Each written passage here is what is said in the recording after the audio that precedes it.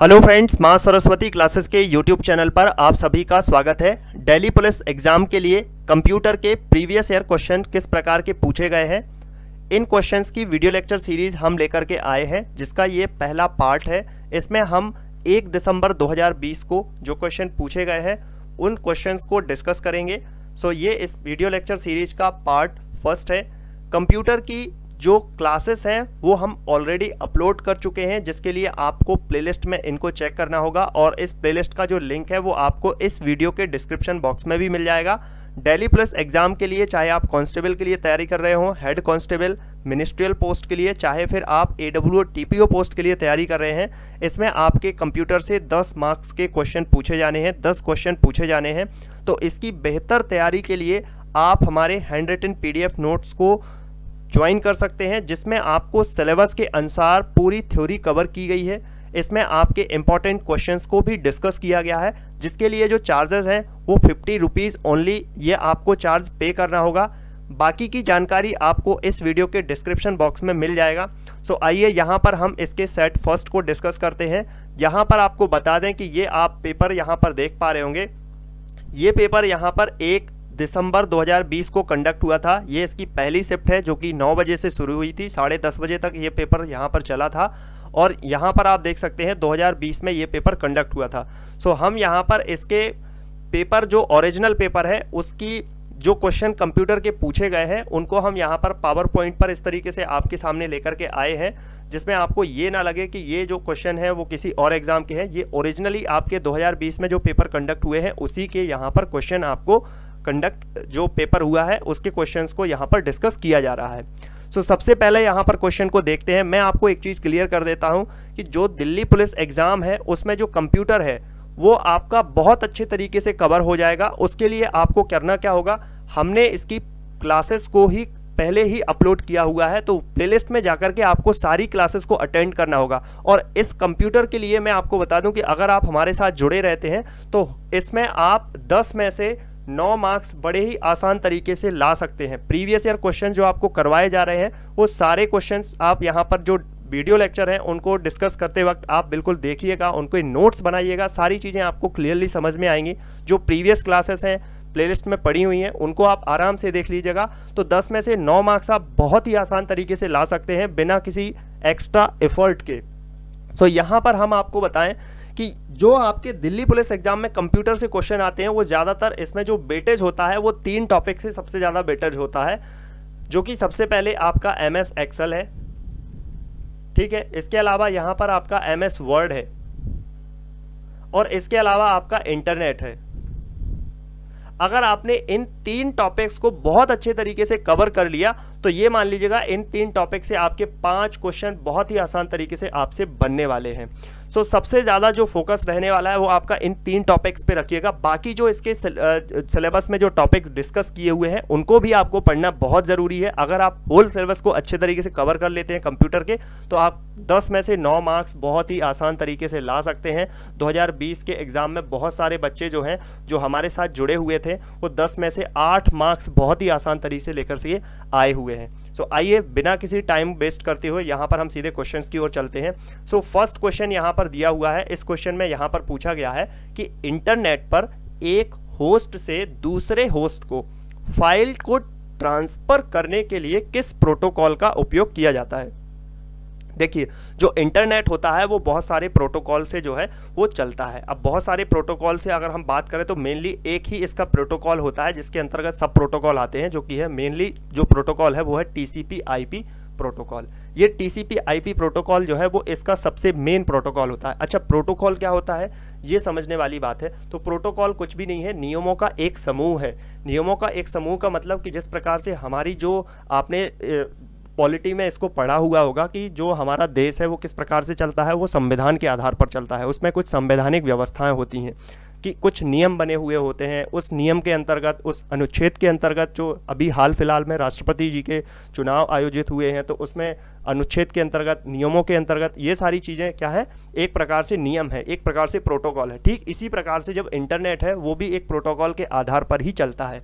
तो इसका जो मुख्य प्रोटोकॉल है वो है TCP/IP प्रोटोकॉल। और TCP/IP प्रोटोकॉल का जो फुल फॉर्म होता है वो आपको यहाँ पे हम बता दें कि इसका फुल फॉर्म होता है ट्रांसमिशन कंट्रोल प्रोटोकॉल। और आईपी जो है, देखिए जो टीसीपी वर्ड है इसका फुल फॉर्म हो गया ट्रांसमिशन कंट्रोल प्रोटोकॉल, और जो ये आईपी यहाँ पर जुड़ा हुआ है इसका अर्थ होता है इंटरनेट प्रोटोकॉल। तो इसी मेन प्रोटोकॉल पर ये हमारा इंटरनेट चलता है और इसके अंतर्गत बहुत सारे प्रोटोकॉल आते हैं, यानी कि इसके सब पार्ट आते हैं। अब यहाँ पर आपको बता दें कि जो टीसीपी आईपी प्रोटोकॉल है इसमें 5 लेयर होती हैं। 5 लेयर कौन कौन सी होती हैं यहाँ पर हम देख लेते हैं।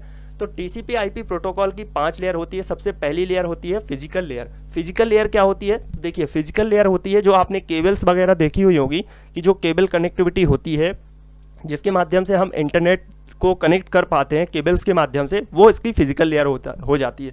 उसके बाद इसकी सेकंड लेयर जो होती है वो डेटा लिंक लेयर होती है।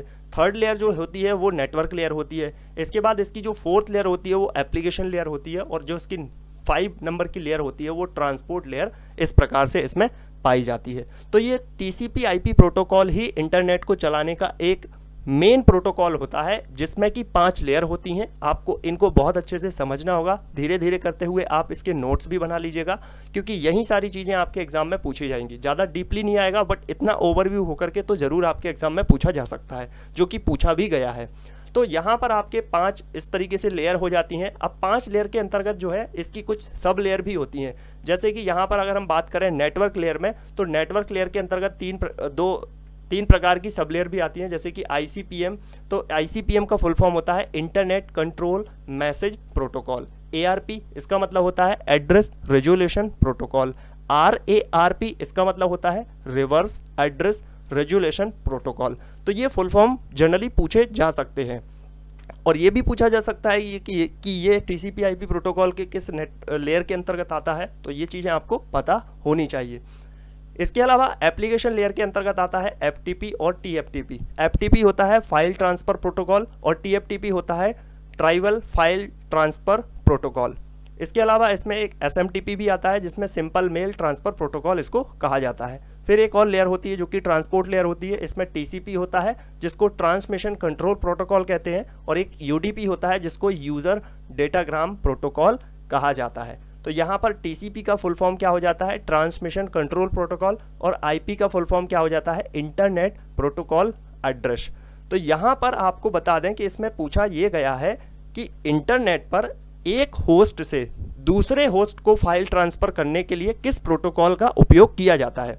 तो देखिए होस्ट क्या होता है। देखिए अभी हम क्या चला रहे हैं? यूट्यूब चला रहे हैं। तो यूट्यूब चलाने के लिए क्या होगा? एक इनका मेन जो है, एक यहाँ पर एक ऐसा कोई जगह होगी जहाँ पर इनके सुपर कंप्यूटर रखे हुए होंगे कुछ इस तरीके से, और उसमें जो डेटा है वो क्या होगा? फीड होगा। जैसे ये वीडियो जो आप देख पा रहे हैं वो यूट्यूब के माध्यम से देख पा रहे हैं, तो कहीं ना कहीं इनका डेटा सेंटर होगा। उस डेटा सेंटर में बहुत सारे सुपर कंप्यूटर रखे हुए होंगे, और इसमें जो डेटा है वो इंटरनेट के माध्यम से वहाँ पर सेव होगा, स्टोर होगा। अब आप इसको देख पा रहे हैं, तो इसको कैसे देख पा रहे हैं? आप अपने किसी ना किसी डिवाइस में देख पा रहे हैं। तो ये इंटरनेट के माध्यम से इस तरीके से यहाँ पर क्या है? कनेक्टेड है। ठीक है, बहुत सारी डिवाइसेस यहाँ पर इस तरीके से कनेक्टेड हैं, आप देख पा रहे हैं इस प्रकार से यहाँ पर कनेक्टेड है। तो यहाँ पर कहा क्या गया है? एक होस्ट से दूसरे होस्ट तक। तो ये क्या हो गए हैं? होस्ट बन चुके हैं। ये एक होस्ट हो गया, ठीक है, जो कि यहाँ पर इनका मेन डेटा सेंटर है, और मान लीजिएगा यहाँ पर आप कनेक्टेड हैं, तो ये आप क्या हो गए? दूसरे होस्ट हो गए। तो एक होस्ट से दूसरे होस्ट तक जो डेटा ट्रांसफ़र हो रहा है, मान लीजिए जो आप वीडियो अभी हाल देख रहे हैं, तो वो वीडियो देखने के लिए इसमें डेटा का ट्रांसफ़र भी हो रहा होगा, फाइल का ट्रांसफ़र भी हो रहा होगा। तो वो किस प्रोटोकॉल के अंतर्गत होता है? तो वो होता है एफटीपी प्रोटोकॉल के अंतर्गत। और इसका फुल फॉर्म क्या होता है? अगर एग्जाम में पूछ लिया जाए तो इसका फुल फॉर्म होता है फाइल ट्रांसफ़र प्रोटोकॉल। इसी प्रकार से बाकी भी हैं, जैसे आईपी है, तो आईपी का फिर से बता देते हैं। इसका फुल फॉर्म जो होता है वो इंटरनेट प्रोटोकॉल इसका फुल फॉर्म होता है। टीसीपी का फुल फॉर्म क्या होता है? टीसीपी जो फुल फॉर्म होता है उसका ट्रांसमिशन कंट्रोल प्रोटोकॉल होता है। यूडीपी का जो फुल फॉर्म होता है वो क्या होता है? यूज़र डेटाग्राम प्रोटोकॉल इसका फुल फॉर्म होता है। तो जितनी चीज़ें आपको बताई गई हैं उनके अगर आप नोट्स बना लेते हैं तो ये आपके लिए बहुत आसान होगा, और इसी से आपके जो एग्ज़ाम में क्वेश्चन है वो पूछे जाएंगे। तो आपको इंटरनेट के लिए जो मेन प्रोटोकॉल होता है वो टीसीपी आईपी प्रोटोकॉल होता है। उसके अंतर्गत 5 लेयर पाई जाती हैं, और 5 लेयर में से जो बाकी की 3 लेयर होती हैं लास्ट की, उनके भी सब पार्ट होते हैं, जो कि आपको सारी चीज़ें इस डायग्राम के माध्यम से इस तरीके से आपको एक पूरा स्ट्रक्चर वे में बताया गया है। अब आगे बढ़ते हैं नेक्स्ट क्वेश्चन पर। तो इसमें लिखा गया है MS एक्सेल में किसी सेल में फॉर्मूला 16/2 रेज़ टू 3 का परिणाम क्या होगा। यहाँ पर अब आपके सामने MS एक्सेल है, मान लीजिएगा MS एक्सेल है और उसमें अभी आपको मैं ये करके भी दिखाऊंगा, बट यहाँ पर आपके सामने एक फॉर्मूला है और आप जैसे MS एक्सेल है तो MS एक्सेल में क्या होते हैं, ऐसे छोटे छोटे इस तरीके से बॉक्स बने हुए होते हैं, ऐसे आपके सामने बॉक्स बने हुए होते हैं। इन बॉक्सेस को क्या कहा जाता है, इन बॉक्सेस को सेल कहा जाता है। अब अगर आप किसी पर्टिकुलर सेल में जाते हैं और इसको टाइप करते हैं एज इट इज, इसको ज्यों का त्यों इस तरीके से टाइप करते हैं, तो उसके बाद उसको एंटर करते ही उसका रिजल्ट क्या आ जाएगा, ये आपको पूछा गया है। तो देखिए ये एक प्रकार से डेटा है, अगर आप इसको देखें तो ये एक मैथमेटिकली कैलकुलेशन है, समझना इस बात को। यहाँ पर बताया गया है कि 16/2 की पावर 8 वास्तव में 2 की पावर 3 वास्तव में यहाँ पर ये चीज़ पूछी गई है। तो अब आप इसके लिए क्या करेंगे, देखिए 16/2 की पावर 3 क्या हो जाता है, 8 हो जाता है, और 8 का भाग जब आप 16 में देंगे तो 2 यहाँ पर आंसर हो जाएगा। नॉर्मली ये मैथमेटिकली इक्वेशन है जो कि हम MS एक्सेल वगैरह में यूज़ करते रहते हैं। तो यहाँ पर मैं आपको इसका एज इट इज़ बता देता हूँ, MS एक्सेल पे जाके बिल्कुल दिखा देता हूँ इस तरीके से आपको कि कैसे ये चीज़ें यहाँ पर आपकी वर्क करती हैं। तो ये हम MS एक्सेल पर आ चुके हैं। अब MS एक्सेल में हमें एज इट इज़ वही फार्मूला अप्लाई करना है। तो देख लीजिएगा यहाँ पे किसी भी सेल पे इस पे जाते हैं, इसमें फर्स्ट वाले सेल के फर्स्ट वाले रो पे यहाँ पर आ जाते हैं और इसमें हम इसको अप्लाई करते हैं। तो 16 था, उसके बाद यहाँ पर ऑब्लिक लिखा हुआ था, उसके बाद 2 लिखा हुआ था, उसके बाद यहाँ पर रेस इस तरीके से ये वाला सिंबल बना हुआ था और इसके बाद यहाँ पर 3 लिखा हुआ था। यही फॉर्मूला आपका क्वेश्चन में लिखा हुआ था और ये पूछा गया था। अच्छा आगे क्या लिखा हुआ था, आगे एक बराबर का साइन बना हुआ था, तो वो भी हम यहाँ पर बना लेते हैं, आगे बराबर का साइन बना हुआ था इस तरीके से। तो ये हमने बिल्कुल ज्यों का त्यों बना लिया है। अब इसको जैसे ही आप एंटर करेंगे तो ये पूरा कैलकुलेट होकर के यहाँ पर आ जाता है 2। देख लीजिएगा, आप देख पा रहे होंगे यहाँ पर 2 आ चुका है। तो वही यहाँ पर क्या है, हमारा आंसर है। यहाँ पर क्या है 2, इसके लिए जो आंसर है वो करेक्ट आंसर है। और नॉर्मली ये क्या है, एक मैथमेटिकली इक्वेशन है। जैसे अभी आपको बताया है कि ये वास्तव में लिखा क्या है, 16/2 की पावर 3, और इसको जब आप कैलकुलेट करेंगे तो 16/2 की पावर 3 जो हो जाती है वो 8 हो जाएगी, और 8 से जब इसको भाग देंगे तो यहाँ पर 2 इसके लिए करेक्ट आंसर आ जाएगा। आगे बढ़ते हैं नेक्स्ट क्वेश्चन में। यहाँ पर अगले क्वेश्चन में पूछा गया है कि MS वर्ड में डॉक्यूमेंट में क्लिपबोर्ड कंटेंट को पेस्ट करने के लिए निम्नलिखित में से किस शॉर्टकट की का उपयोग किया जाता है। देखिए MS वर्ड हो या फिर आपका जो माइक्रोसॉफ्ट है उसमें से कोई भी आप यूज़ कर रहे हैं, MS वर्ड यूज़ कर रहे हैं, MS एक्सेल यूज़ कर रहे हैं, MS पावर पॉइंट यूज़ कर रहे हैं, उसमें जो शॉर्टकट की होती हैं वो एक समान ही होती हैं। तो यहाँ पर आपके सामने पूछा गया है कि जो कोई कंटेंट है, कुछ भी आपने कॉपी किया हुआ है पहले से, उसको अब अगर आप पेस्ट करना चाहते हैं उसके लिए आपको कौन सी शॉर्टकट की यूज़ करनी होगी। तो पेस्ट करने के लिए जो शॉर्टकट की यूज़ की जाती है वो Ctrl+V इसका उपयोग किया जाता है पेस्ट करने के लिए। तो यहाँ पर हम लिख लेते हैं, इसका यूज़ किया जाता है पेस्ट करने के लिए। इसी तरीके से आप भी अपने नोट्स में लिखते जाइएगा। Ctrl+Z का जो यूज़ किया जाता है उसका यूज़ किया जाता है अंडू के लिए। यहाँ पर अंडू के लिए यूज़ किया जाता है, मतलब अंडू का मतलब क्या है कि आपने कोई नया वहाँ पर कुछ डेटा एंटर किया या कुछ भी आपने नया टाइप किया, बट आप चाहते हैं कि जो पहले टाइप था या जो पहले था, जो भी था पहले, वो ज्यों का त्यों बना रहे। तो उसके लिए Ctrl+Z करेंगे तो वो पहले वाला आपके सामने आ जाएगा। इसी प्रकार से Ctrl+C यहाँ पर अगर बात करें तो इसका उपयोग किया जाता है कॉपी करने के लिए। Ctrl+C का उपयोग किसके लिए, कॉपी करने के लिए। और Ctrl+X का जो उपयोग है वो कट करने के लिए किया जाता है। कट करने का मतलब कि आपने यहाँ पर मान लीजिएगा आपकी कोई MS एक्सेल या फिर MS वर्ड की ही बात कर लेते हैं। यहाँ पर आपके सामने MS वर्ड का ये पूरा पेज है इस तरीके से। अब यहाँ पर कुछ लिखा हुआ है, मान लीजिएगा मेरा ही नाम लिखा हुआ है। अब आप इसको कट करना चाहते हैं तो इस पूरे को सिलेक्ट करेंगे आप इस तरीके से, आपके माउस के कर्सर को और राइट क्लिक से इसको प्रेस करते हुए आप इसको सिलेक्ट कर लेंगे, और सिलेक्ट करते ही Ctrl+ जैसे ही आप X दबाएंगे ये पूरा कट हो जाएगा। कट होने का मतलब यहाँ से ये पूरा इरेज हो जाएगा। तो ये शॉर्टकट की है, इनको आप ज़रूर ध्यान रखें। आगे बढ़ते हैं नेक्स्ट क्वेश्चन पर। इसमें कहा गया है इंटरनेट में प्रत्येक कंप्यूटर की पहचान के लिए निम्नलिखित में से किसका उपयोग किया जाता है। कंप्यूटर की पहचान के लिए या फिर इंटरनेट में जो भी डिवाइसेस जुड़ी हुई होती हैं, चाहे वो आपका मोबाइल हो, चाहे वो आपका कंप्यूटर हो, चाहे वो आपका लैपटॉप हो, चाहे वो आपका टैबलेट हो, कोई भी डिवाइस अगर कंप्यूटर से कनेक्ट होती है, चाहे फिर वो आप बाकी जो चीज़ें होती हैं जैसे कि जियोफाई डिवाइस होती है, इस प्रकार से कुछ डिवाइसेस वगैरह आने लगी हैं। तो उनकी भी अगर बात करें तो जितनी भी कंप्यूटर से डिवाइसेस कनेक्ट होती हैं उन सभी के लिए एक यूनिक नंबर होता है और उस यूनिक नंबर से उसकी पहचान होती है कि ये पर्टिकुलर ये इस डिवाइस के लिए ये यूनिक नंबर है, जिसको हम आईपी एड्रेस कहते हैं। यहाँ पर क्या कहते हैं, इसको हम आईपी एड्रेस कहते हैं। और इस आईपी एड्रेस का जो फुल फॉर्म है वो हमने पहले भी बताया हुआ है, सेम उसका फुल फॉर्म है जिसको हम कहते हैं इंटरनेट प्रोटोकॉल एड्रेस। ठीक वैसे ही जैसे आपका घर का एड्रेस होता है, ठीक वैसे ही हर एक कंप्यूटर की अपनी एक पहचान होती है, हर एक डिवाइस की अपनी एक पहचान होती है। तो ये उसके लिए क्या होता है, आईपी एड्रेस होता है।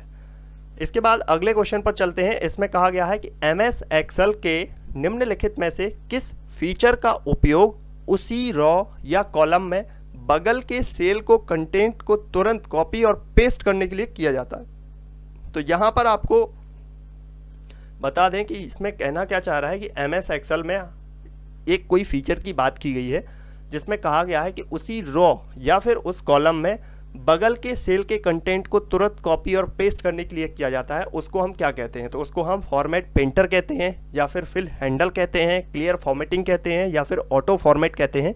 क्या कहते हैं ये आपको इसमें बताना है। देखिए एक एक चीज़ों को जब हम समझेंगे तो समझ में आएगा। सबसे पहले हम फॉर्मेट पेंटर की बात करते हैं। फॉर्मेट पेंटर आखिरकार होता क्या है, तो देखिए फॉर्मेट पेंटर जो है अगर हम उसकी बात करें तो आपके पास इस प्रकार से दो सीट हैं। मैंने इस प्रकार से आपको दिखाया है, जैसे ही आप यहाँ पर देख पा रहे होंगे इसमें लिखा हुआ है format data sample first and without format data sample 2। तो इसमें अगर आप ध्यान से देखेंगे तो दो आपके पास इस प्रकार से सीट हैं, ठीक है। एक ही सीट में इस तरीके से डेटा फिलअप कर दिया गया है। अब यहाँ पर आप पहले फॉर्मेट सैंपल में देखेंगे तो यहाँ पर आपको डेटा जो है वो कलरफुल दिख रहा होगा, जबकि यहाँ का जो डेटा है वो आपको कलरफुल सैंपल 2 में नहीं दिख रहा होगा। तो यहाँ पर करना क्या होता है कि जब हम फॉर्मेट पेंटर का यूज़ करते हैं तो इस फॉर्मेट पेंटर का यूज़ करके जो पहला वाला आपका जो कलरफुल डेटा है या जिस प्रकार की इसमें फॉर्मेटिंग है वही फॉर्मेटिंग अगर आप सेम सेकंड वाले में चाहते हैं तो इसमें आप फॉर्मेट पेंटर का यूज़ कर पाएंगे। देखिए मान लीजिएगा आपके पास इस प्रकार की एक फाइल है, समझना आप फिर से इस बात को, ये एक फाइल है और ये एक फाइल है। अब आप चाहते हैं कि इस वाली फाइल में भी सेम कलर सेम चीज़ें यहाँ पर हो जाएं, तो उसके लिए अगर आप ऐसे 1 बाय 1 करेंगे तो बहुत टाइम आपका चला जाएगा इसमें। तो इसके लिए क्या होता है, इसमें एक फ़ीचर दिया गया, उस फीचर का नाम है फॉर्मेट पेंटर। यानी कि आप इस फाइल के फॉर्मेट को जस्ट कॉपी करेंगे और इसमें पेस्ट कर देंगे तो इसका जो कलर है, जैसे जैसे इसमें कलर है, जैसे जैसे इसके फॉर्मेट हैं, वो सेम फॉर्मेट इस वाले में पेस्ट हो जाएंगे। कलर और फॉर्मेट ही होगा, नंबर या डेटा में कोई परिवर्तन नहीं होगा। इसमें ध्यान रखना, इसमें क्या होता है कलर या फिर इसका जो फॉर्मेट होता है उसी में चेंज होगा, नंबर डेटा या कोई भी चीज़ है उसमें कोई परिवर्तन यहाँ पर नहीं होगा। उसको हम कहते हैं फॉर्मेट पेंटर। अब इसको हम एमएस एक्सेल में देख लेते हैं एक बार। यहाँ पर अगर हम एमएस एक्सेल में फॉर्मेट पेंटर को देखें तो ये आपका एमएस एक्सेल आ चुका है। अब यहाँ पर आपका फॉर्मेट पेंटर क्या है, जहाँ पर आपका कट होता है और जहाँ पर आपका पेस्ट होता है जस्ट उसके नीचे एक ब्रश जैसा साइन बना हुआ था। यहाँ पर आप देख पा रहे होंगे ये ब्रश जैसा साइन है, इस पर जैसे ही मैंने क्लिक किया इस पर क्लिक हो जाएगा और यहाँ पर आपका फॉर्मेट इस तरीके से पेंटर ऑप्शन जो है वो जो फीचर जो है वो ऑन हो जाएगा। उसके माध्यम से आप क्या कर पाएंगे कि सेम फॉर्मेट को दूसरी फाइल में एज इट इज बना पाएंगे। तो यहाँ ये होता है फॉर्मेट पेंटर। अब इसकी अगर हम बात करें फॉर्मेट पेंटर, तो फॉर्मेट पेंटर तो ऐसा नहीं होता है। फॉर्मेट पेंटर का काम समझ में आ गया आपको। फॉर्मेट पेंटर का काम यह है कि एक कोई आपके पास फाइल है उसमें जिस प्रकार का फॉर्मेट है सेम फॉर्मेट आप दूसरी प्रकार की फाइल में करना चाहते हैं तो इस फीचर का आप यूज़ कर सकते हैं। बट क्वेश्चन में क्या कहा गया है, क्वेश्चन में ये कहा गया है कि आप एक ऐसे फीचर का उपयोग बताइए जिसमें किसी रॉ या कॉलम में बगल के सेल को कंटेंट को, बगल के सेल का जो कंटेंट है उसको तुरंत कॉपी पेस्ट करना हो। तो उसके लिए फिर किस प्रकार का फीचर यूज़ किया जाता है, उसके लिए यूज़ किया जाता है फिल हैंडल। फिल हैंडल कैसे यूज़ किया जाता है, अब आप यहाँ पर एक दूसरी फाइल देखिएगा। दूसरी फाइल में आपको दिख रहा होगा कुछ डेटा यहाँ पर फीड किया गया है। अब मान लीजिएगा यहाँ पर आप देख पा रहे हैं कि कोई ये अटेंडेंस है या कुछ भी डेटा है कि किसी को कोई ईमेल यहाँ पर सेंड किया गया है और उसके बारे में जानकारी यहाँ पर आपको क्या करना है, डेटा में फिल करनी है।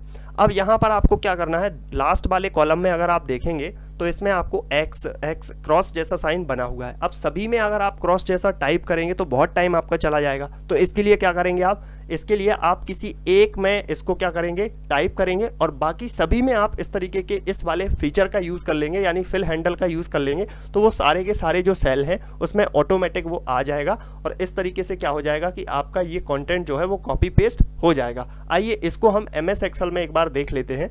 तो यहाँ पर हम MS एक्सेल यूज़ कर लेते हैं, इसको ओपन कर लिया है ये वाला फीचर, ठीक है।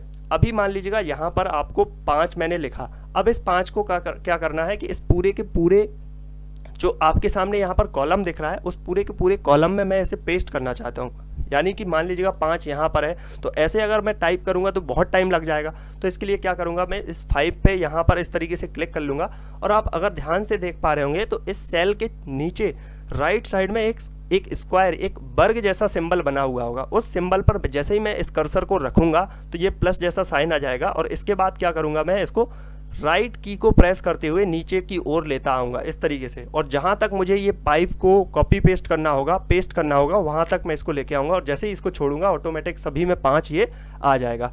इसी प्रोसेस को, इसी फीचर को क्या कहा जाता है, इसी फीचर को कहा जाता है, आपको बता दें कि इसको कहा जाता है फिल हैंडल, जो कि अभी हमने इस क्वेश्चन में जाना कि फिल हैंडल क्या होता है।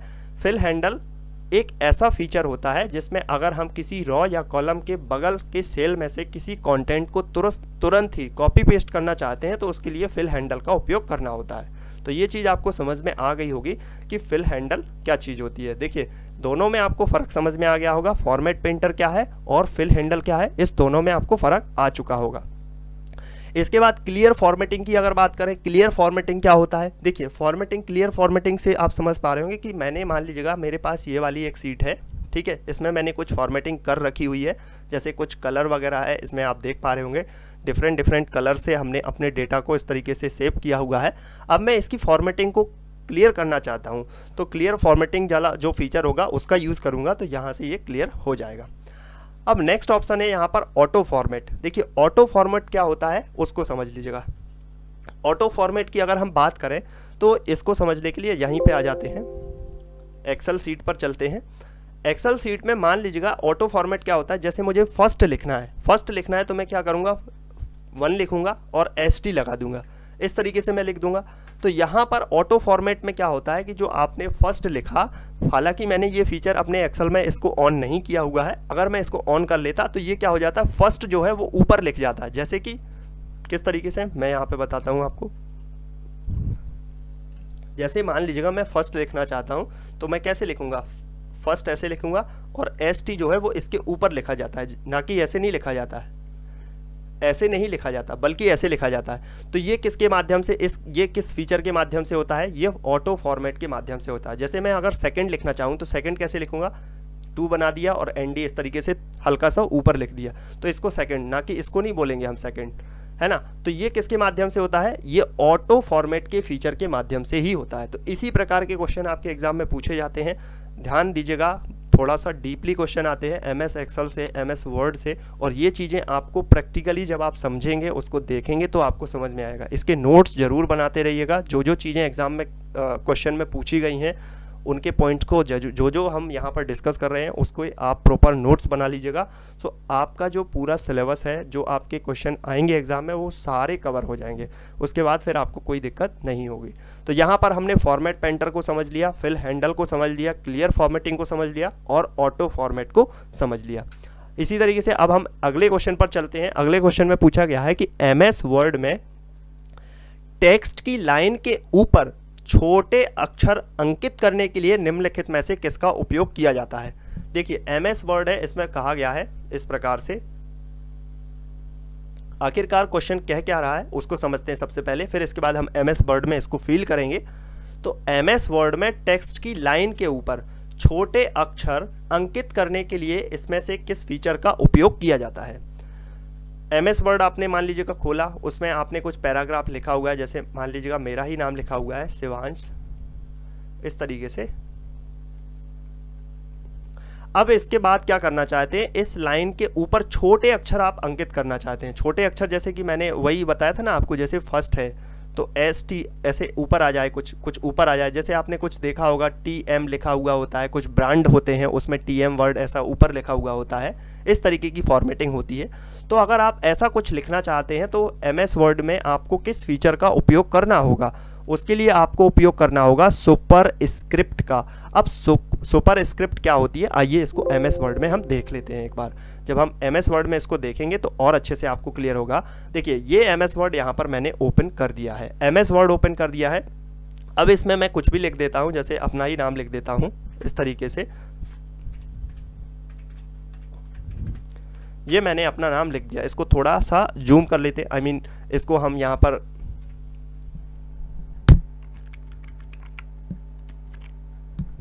बोल्ड करते हुए इसके लेटर्स को बड़ा कर लेते हैं इस तरीके से, ठीक है। अब आपने ये लिख लिया। अब कहने का मतलब क्या है कि इसको अगर हम सुपर स्क्रिप्ट करते हैं, सुपर स्क्रिप्ट करने के लिए यहाँ पर आपके पास एक की होती है, शॉर्टकट की होती है, जिसमें हम इसमें यूज़ करेंगे control plus shift plus. Control shift और प्लस का अगर हम यूज़ करेंगे तो ये सुपर जो स्क्रिप्ट है वो ऑन हो जाएगा। अब यहाँ पर मैंने सुपर स्क्रिप्ट जो फीचर है वो ऑन कर लिया है। अब मैं यहाँ पर कुछ भी टाइप करूँगा तो देखना किस तरीके से लिखा जाता है, TM, ये देख सकते हैं आप।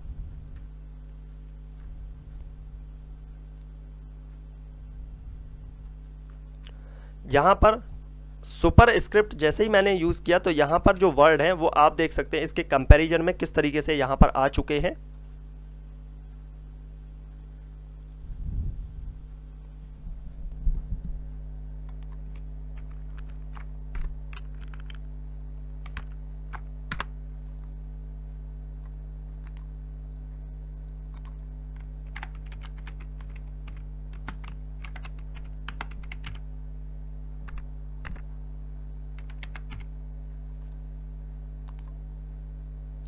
ये देखिएगा यहाँ पर एक्चुअली थोड़ा सा गड़बड़ हो गया था, बट यहाँ पर आप प्रॉपर देखिएगा कि अब मैंने यहाँ पर अपना नाम ऐड टाइप कर दिया है। उसके बाद अब मैं इसमें सुपर स्क्रिप्ट जो फीचर है उसको ऑन करता हूँ। सुपर स्क्रिप्ट फीचर ऑन करूँगा, इसके बाद मैं इसमें कुछ भी लिखूँगा, जैसे TM लिखा तो देख रहे हैं कि मेरे नाम के जस्ट ऊपर यहाँ पर लिखा जा रहा है, उसके सेम फॉर्मेट में नहीं आ रहा है। कहने का मतलब क्वेश्चन में जो चीज़ पूछी गई है सेम यहाँ पर प्रोसेस हो रही है। कुछ भी और टाइप कर लेता हूं, जैसे जो भी टाइप करूंगा सुपर स्क्रिप्ट को फीचर ऑन करने के बाद ये इसके नाम के ऊपर आ जाएगा जो कि क्वेश्चन में पूछा गया है।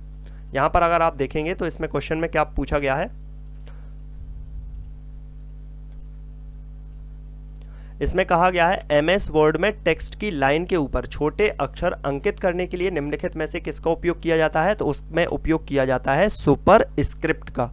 इसी प्रकार से नीचे अगर हम कुछ लिखना चाहें तो उसमें यूज़ किया जाता है सब स्क्रिप्ट का। देखिए आपके ऑप्शन में यहाँ पर लिखा है सब स्क्रिप्ट, तो इसको भी थोड़ा सा देख लेते हैं। जैसे यहाँ पर मैंने अभी सुपर स्क्रिप्ट यूज़ किया था तो इसकी वजह से ऊपर लिखना शुरू हो गया था। अब अगर मैं सब स्क्रिप्ट यूज़ करूँगा तो सब स्क्रिप्ट के लिए हमारे पास जो शॉर्टकट की होती है वो क्या होती है, control plus is equal to, यानी कि कंट्रोल प्लस बराबर वाला जो साइन होता है उसको जैसे ही मैं यहाँ पर आपको अपने कीबोर्ड में प्रेस करता हूँ ये यहाँ पर चीज़ ओपन हो जाएगी, यानी कि ये वाला फीचर ऑन हो जाएगा सब स्क्रिप्ट वाला। अब ये चीज़ नीचे लिखना शुरू हो जाएगी। देखिए मेरे नाम के आगे अगर आप देखेंगे मैं कुछ भी टाइप करूँ, जैसे TM टाइप किया तो ये इसके नीचे स्टार्ट हो गया है लिखना इस तरीके से। इसको कहते हैं सब स्क्रिप्ट। तो ये चीज़ आपको समझ में आ गई होगी यहाँ पर कि क्वेश्चन में क्या कहा गया है, लाइन के ऊपर छोटे अक्षर अंकित करने के लिए तो सुपर स्क्रिप्ट, और अगर लाइन के नीचे छोटे अक्षर अंकित करने के लिए बोला जाए तो फिर होता है उसका आंसर सब स्क्रिप्ट। अंडरलाइन क्या होता है, वर्ड के नीचे कोई लाइन यहाँ पर आपको करनी हो तो उसको अंडरलाइन करते हैं। इस प्रकार से देख लेते हैं, जैसे यहाँ पर मैंने पूरा नाम लिखा, उसके बाद अगर मैं इसे अंडरलाइन करना चाहूँ तो इस पूरे को मैं सिलेक्ट करूँगा इस प्रकार से, ये सेलेक्ट कर लिया। उसके बाद यहाँ पर अंडरलाइन वाले पे आ गए तो ये देख रहे हैं आप ब्लैक लाइन यहाँ पर आपको दिख रही हुई। थोड़ा सा यहाँ पर आपको इसका फॉन्ट जो है वो बड़ा करके दिखा देते हैं। ये देखिएगा अंडरलाइन वर्ड जो है मेरे नाम के आगे नाम के नीचे जो है वो एक अंडरलाइन इस तरीके से आपके सामने दिख रही होगी, तो इसको अंडरलाइन बोलते हैं। ठीक है, अब यहाँ पर स्ट्राइक थ्रू है, तो स्ट्राइक थ्रू क्या होता है वो भी समझ लेते हैं हम। स्ट्राइक थ्रू क्या होता है एक्चुअली में, जैसे अगर आप अभी मैं इसको पहले अंडरलाइन को हटा देता हूँ यहाँ से, ठीक है, इस प्रकार से। अब इसको मैंने पूरे को सेलेक्ट कर लिया है और स्ट्राइक थ्रू जैसे ही मैं इसको फीचर को ऑन करता हूं तो ये नाम जो है या जो भी आपने लिखा हुआ है उसके बीचों बीच इस तरीके से एक लाइन आ जाएगी पूरी की पूरी, जिसको स्ट्राइक थ्रू कहते हैं। या फिर आप स्ट्राइक थ्रू फीचर ऑन रखते हैं तो जो भी आप टाइप करेंगे वो इसी फॉर्मेट में टाइप होता चला जाएगा। तो ये होता है स्ट्राइक थ्रू। उम्मीद है आपको ये तीनों चीज़ें समझ में आ चुकी हुई होंगी कि भाई यहाँ पर आपका जो सुपर स्क्रिप्ट था वो क्या था, सब स्क्रिप्ट था वो क्या था, स्ट्राइक थ्रू जो था वो क्या था, और अंडरलाइन था वो क्या था। यहाँ पर आपको सारी की सारी चीज़ें समझ में आ चुकी होंगी। अगले क्वेश्चन पर चलते हैं। अगले क्वेश्चन में कहा गया है MS वर्ड में पैराग्राफ को सिलेक्ट करने के लिए निम्नलिखित में से किस शॉर्टकट का उपयोग किया जाता है। MS वर्ड में अगर आप पैराग्राफ को सेलेक्ट करना चाहते हैं तो पैराग्राफ पर कहीं पर भी आपको 3 बार अपने माउस से राइट क्लिक करना होगा, तब जाकर के आपका जो पैराग्राफ है वो सिलेक्ट हो जाएगा। तो यहाँ पर आंसर हो जाएगा ए ऑप्शन। इसको हम यहाँ पर MS वर्ड में यूज़ करके देख लेते हैं। यहाँ पर MS वर्ड है, ठीक है, कोई भी पैराग्राफ मैं यहाँ पर रैंडमली टाइप कर लेता हूँ, कुछ भी टाइप कर लेता हूँ, ठीक है, इस तरीके से मैंने इसमें टाइप कर लिया है। अब यहाँ पर क्या है, इस पैराग्राफ को सिलेक्ट करना है। सिलेक्ट करना है तो क्या करना होगा, 3 बार यहाँ पर क्लिक करना होगा, 1 2 3। देखा आपने, 3 बार जैसे ही मैंने अपने माउस से राइट क्लिक किया, ये पूरा का पूरा क्या हो चुका है, यहाँ पर ऑल सिलेक्ट हो चुका है। तो क्वेश्चन भी यही पूछा गया था आपके एग्जाम में कि भाई MS वर्ड में अगर आप पैराग्राफ को सेलेक्ट करना चाहते हैं तो इसमें फिर आपको क्या करना होगा, तो पैराग्राफ में कहीं पर भी जाकर के अगर आप माउस के राइट क्लिक को 3 बार क्लिक करते हैं तो फिर आपका पैराग्राफ सिलेक्ट हो जाता है। नेक्स्ट क्वेश्चन पर चलते हैं। अगले क्वेश्चन में पूछा गया है MS वर्ड 2007 में डॉक्यूमेंट को खोलने और फिर बंद करने के संदर्भ में निम्नलिखित में से कौन सा कथन सत्य है। सबसे पहले ऑप्शन को पढ़ते हैं। इसमें कहा गया है कि डिफॉल्ट रूप से MS वर्ड डॉक्यूमेंट को खोलने पर इसमें कोई पेज नहीं होता है। देखिए डिफॉल्ट चीज़ क्या होती है, मैं अब वो आपको बता देता हूँ। यहाँ पर मैं MS वर्ड पे आया, इसको सबको इरेज कर लेता हूँ। जैसे ही मैं MS वर्ड खोलता हूँ, अभी मान लीजिएगा कि मैंने विंडो में गया, उसके बाद यहाँ पर उसके जो आइकन है उस पर क्लिक किया और MS वर्ड को ओपन किया। MS वर्ड जैसे ही ओपन करता हूँ उसके बाद सीधा इसी तरीके का लेआउट जो आपके सामने एक इंटरफेस है वो ओपन हो जाएगा। इसी को क्या कहते हैं, जिस पे कुछ भी नहीं लिखा हुआ है, पूरा ब्लैंक है, पूरा आपको यहाँ पर अब आप काम कर सकते हैं, लिख सकते हैं, कुछ टाइप कर सकते हैं, कुछ डॉक्यूमेंट तैयार कर सकते हैं। तो जो आपका डिफ़ॉल्ट आता है उसी, मतलब कि जो आपका इंटरफेस डायरेक्टली ओपन होता है उसी को क्या कहते हैं, डिफ़ॉल्ट कहते हैं। सो यहाँ पर आपके पहले ऑप्शन में यही कहा गया है कि डिफ़ॉल्ट रूप से MS वर्ड डॉक्यूमेंट को खोलने पर इसमें कोई पेज नहीं होता है, जबकि ऐसा नहीं है। जब आप MS वर्ड को ओपन करेंगे तो डिफ़ॉल्ट तौर पे एक पेज आपके सामने ज़रूर ही ओपन होगा। तो ये चीज़ तो गलत हो गई यहाँ पे। सेकेंड ऑप्शन में कहा गया है कि एक नई फाइल खोलने के लिए विंडो बटन में न्यू पर क्लिक करना होगा। अगर आप MS वर्ड में एक नई फाइल को खोलना चाहते हैं तो फिर आपको विंडो बटन में जाकर के न्यू पर क्लिक करना होगा, जो कि सही बात है, बिल्कुल सही बात है। तो यहाँ पर ऑप्शन आपका बी हो जाएगा, यानी कि सेकंड ऑप्शन हो जाएगा। थर्ड में क्या कहा गया है कि किसी डॉक्यूमेंट को बंद करने के लिए विंडो के ऊपरी दाएं कोने में आपको इस तरीके का एक सिंबल बना होगा, उस पर आपको क्लिक करना होगा। तो ये वाला जो सिंबल होता है, देखिए ये सिंबल जो होता है कुछ इस तरीके से आपके विंडो में सिंबल होते हैं। अगर आप ऊपर की साइड देखेंगे तो कुछ इस तरीके के सिंबल होंगे, जो कि मैं आपको यहाँ पर ड्रॉ करके बता देता हूँ। और इस तरीके का राइट में जब आप जाएंगे, राइट में सबसे टॉप पर, तो इस तरीके के 3 सिंबल होंगे, जिसमें अगर आप क्रॉस पर क्लिक करेंगे तो वो पूरा डॉक्यूमेंट क्लोज हो जाएगा। अगर आप इस तरीके से वाले आइकन पर क्लिक करेंगे तो वो मिनिमाइज और मैक्सिमाइज होगा। अगर आप इस पर क्लिक करेंगे तो अगर आप इस पर क्लिक करेंगे तो ये क्या होगा, उसकी साइज़ में चेंज करेगा। और अगर आप इस वाले पर क्लिक करेंगे तो वो मिनिमाइज और मैक्सिमाइज होगा, इस तरीके से। जबकि यहाँ पर क्या कहा गया है, यहाँ पर कहा गया है कि किसी डॉक्यूमेंट को बंद करने के लिए, अगर हम डॉक्यूमेंट को बंद करना चाहते हैं तो फिर आपको क्रॉस वाले सिंबल पर क्लिक करना होगा, ना कि इस वाले सिंबल पर। अगला है यहाँ पर कि डॉक्यूमेंट को खोलने के लिए शॉर्टकट की कंट्रोल F का उपयोग किया जाता है। ऐसा नहीं है, डॉक्यूमेंट को खोलने के लिए कंट्रोल F का यूज नहीं करेंगे। कंट्रोल F जो है उसका यूज़ किया जाता है हमारे किसी भी डॉक्यूमेंट में कुछ भी अगर हमको सर्च करना है तो फिर हम कंट्रोल F का यूज़ करके उसमें सर्च कर सकते हैं। अगले क्वेश्चन पर चलते हैं। इसमें कहा गया है कि MS एक्सेल की वर्कशीट में निम्नलिखित में से कौन एक कॉलम और एक रो के इंटरसेक्शन को संदर्भित करता है।